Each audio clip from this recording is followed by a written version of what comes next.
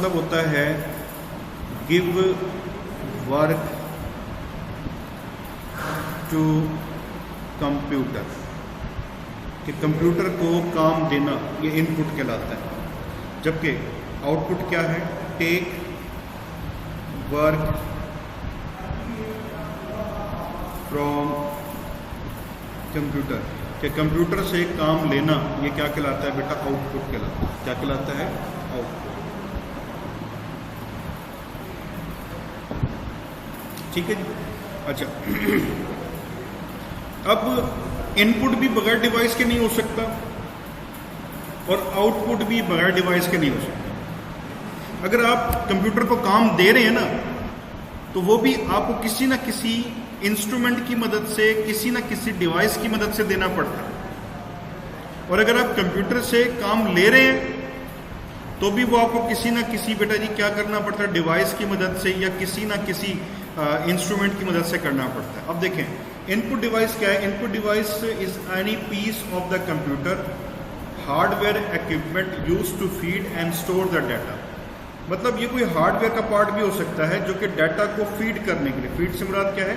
Entry of data,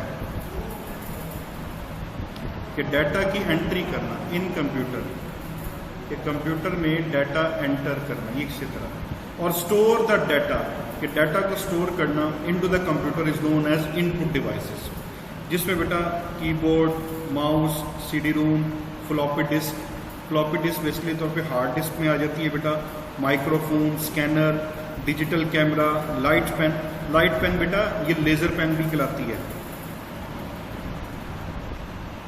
flash drive, flash drive से मुराद ये बेटा ये आपके पास यूएसबी ड्राइव भी आप उसको कह सकते हैं।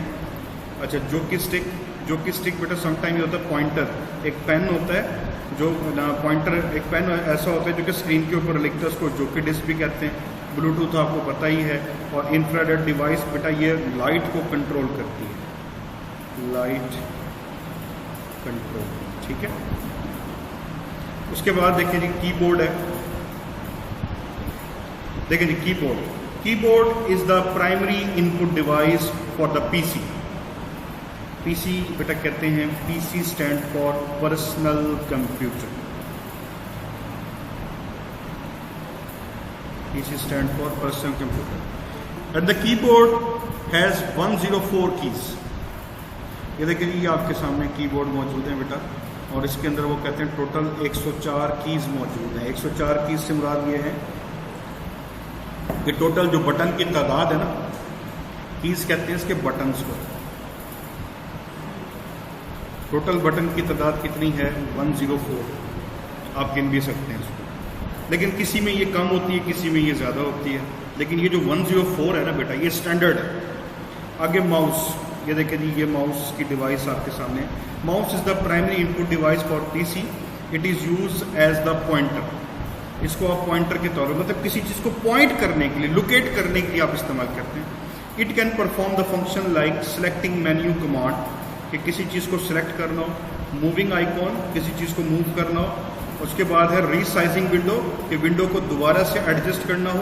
स्टार्टिंग विंडो, विंडो को स्टार्ट करना हो। और चूजिंग विंडो, मतलब ये देख लें अगर आप लैपटॉप या कंप्यूटर को ऑन करना चाहते हैं तब भी आपको माउस का सहारा लेना पड़ता है, और अगर आप ऑफ करना चाहते हैं तब भी आपको माउस का सहारा लेना पड़ता है। बगैर माउस के आप इससे कोई भी काम नहीं ले सकते। उसके बाद है CD Rome, the compact device read only memory. ये देखिए ये CD ROM, this is the CD ROM. ये बेटा क्या करती है? कॉम्पैक्ट डिवाइस है जो कि memory, meaning that you can only read from CD but you can't write to the CD.